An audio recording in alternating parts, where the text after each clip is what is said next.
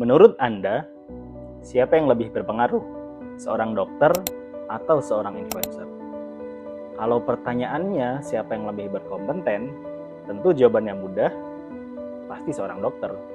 Tapi kalau pertanyaannya siapa yang lebih mampu memengaruhi keputusan orang, belum tentu jawabannya sama.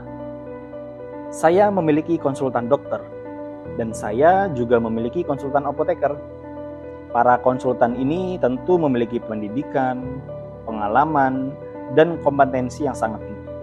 Awalnya saya berpikir, kalau ada dokter yang menjelaskan produk, tentu orang akan lebih percaya. Kalau ada apoteker yang menjelaskan manfaatnya, tentu orang akan lebih yakin. Tapi realitas di lapangan tidak selalu demikian.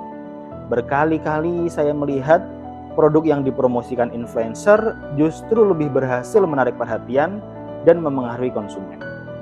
Fenomena ini membuat saya bertanya-tanya, apakah pengaruh itu benar-benar ditentukan oleh kompetensi? Bayangkan, ada dua orang yang menjelaskan produk yang sama. Kita ambil contoh, menjelaskan produk Agarelus Drop. Dokter akan berkata, Agarelus Drop mengandung senyawa bioaktif yang berpotensi mendukung sistem imun. Sementara di sisi lain, influencer akan berkata, dulu saya gampang sakit, sekarang saya bisa bekerja lebih produktif. Pertanyaannya, siapa yang lebih kompeten? Jelas dokter. Tapi siapa yang lebih mudah diingat? Seringkali justru malah influencer. Ketika saya mempelajari materi leadership communication, saya mulai memahami bahwa masalahnya bukan karena dokter kurang pintar, bukan juga karena masyarakat tidak rasional, tapi masalahnya adalah komunikasi. Para ahli seringkali menjual informasi, sementara influencer itu menjual makna. Para ahli itu menjelaskan apa, tapi para influencer itu menjelaskan kenapa. Para ahli menjelaskan kandungan atau komposisi, influencer justru menjelaskan dampaknya terhadap kehidupan. Dan ternyata manusia jauh lebih mudah terhubung dengan makna dibandingkan sekedar informasi. Dalam materi leadership communication, khususnya pada konsep transformational leadership, pemimpin yang efektif tidak hanya menyampaikan informasi, mereka menyampaikan makna. Mereka menghubungkan pesan dengan harapan, dengan tujuan masa depan yang lebih baik. Transformational leadership tidak hanya berbicara kepada pikiran, tapi mereka juga berbicara kepada hati.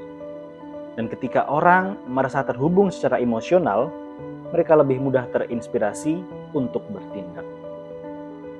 Lalu, saya menyadari sesuatu. Fenomena ini tidak hanya terjadi di dunia kesehatan. Ini juga terjadi di organisasi, di perusahaan, bahkan dalam kehidupan sehari-hari. Banyak pemimpin memiliki pengetahuan yang luar biasa, tetapi gagal membangun pengaruh. Sementara, sebagian orang dengan pengetahuan yang lebih sedikit justru mampu menggerakkan banyak orang. Perbedaannya seringkali bukan pada apa yang mereka ketahui, tetapi pada bagaimana mereka mengkomunikasikannya. Jadi, mengapa para ahli kalah oleh influencer? Karena kompetensi saja tidak cukup. Pengaruh tidak hanya dibangun oleh pengetahuan, tapi pengaruh dibangun oleh kemampuan mengubah pengetahuan menjadi makna.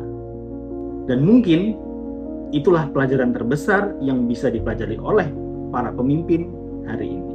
Karena pada akhirnya, orang tidak selalu mengikuti siapa yang paling tahu, tapi orang mengikuti siapa yang paling mampu membuat mereka peduli. Saya Afwan Iza, terima kasih.